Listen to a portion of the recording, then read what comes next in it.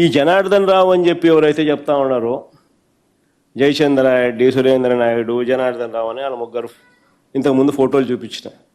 ఈయన సురేంద్ర నాయుడు, ఆయన ఆయన జనార్దన్ రావు, ఈయన జయచంద్రారెడ్డి. సరే, కాస్త ముందుకు పోయే ముందు వీళ్ళ గురించి కూడా మాట్లాడదాం. ఇదే జనార్దన్ రావు అనే వ్యక్తి విదేశాల్లో ఉండగానే 2 రోజుల్లో వచ్చి ఈ మనిషి లొంగిపోతాడు అంటూ వీళ్ళే శుతిమెత్తగా ఎల్లో మీడియాలో లీకులు ఇచ్చారు.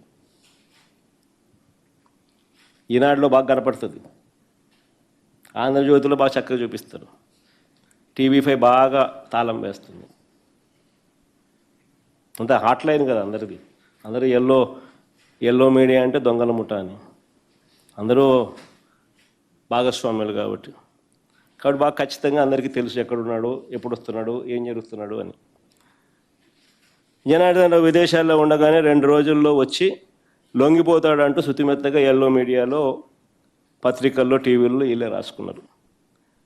దీని సారాంశం ఏంటంటే, జనార్దన్ రావు ముందుగానే ఆయనతో వీళ్ళు మాట్లాడుకోవడం, ఆ వెంటనే ఆ జనార్దన్ రావు 2.5 సంవత్సరాల కిందటి నుంచి ఈ వ్యవహారం జరుగుతోందని ఆయన నోట్లో నుంచి అలా చెప్పించడం, దానికి పూర్తిగా ప్లేట్ ఫిరాయించే విధంగా ఆయనతో పూర్తిగా ఒక స్కెచ్ గీయించడం.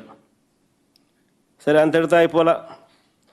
ఒకవైపున ఇది చేస్తూ ఉండగానే మరోవైపున తంబళ్ళపల్లెలో టీడీపీ ఇన్ఛార్జ్ ఎవడైతే తంబళ్ళపల్లెలో టీడీపీ తరఫున పోటీ చేశాడో జయచంద్రారెడ్డి,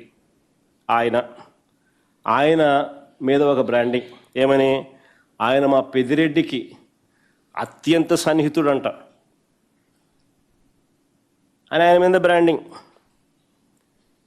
వైఎస్ఆర్సీపీ ప్రభుత్వం ఉన్నప్పుడే నకిలీ మద్యం తయారీని మొదలుపెట్టారంట అని మళ్ళీ ఇదొక బ్రాండింగ్. మళ్ళా ఈనాడు, ఆంధ్రజ్యోతి, టీవీ5 మళ్ళా తానా తందాన టప మళ్ళా వేయడం. ఆశ్చర్యం కలిగించే విషయాలు. టీడీపీ పార్టీ నుంచి ట్వీట్ చేస్తూ ఇవన్నీ ఈ వ్యవహారాన్ని ఏకంగా ఆఫ్రికాలో మూలాలు ఉన్నాయంటూ కథ బిల్డప్ ఫర్దర్గా. సరే, ఇంకా కాస్త ముందుకు పోయినారు. మళ్ళీ ఇంకా కాస్త ముందుకు పోయేమన్నారు. అక్కడితో ఆగిపోకుండా చంద్రబాబు బరి తెగింపు అంతటితో ఆగిపోలా. అధికార దుర్వినియోగం అన్నది ఏ స్థాయిలో ఉంది అని అంటే, ప్రభుత్వంలో ఉన్న IVRS కాల్స్ అంట. ప్రభుత్వంలో ఉన్న IVRS కాల్ సెంటర్ను ఉపయోగించుకొని తన మాఫియాలో ఒకడైన తన మనిషి జనార్దన్ రావు ఇచ్చిన వీడియోను చూయించి ఆయన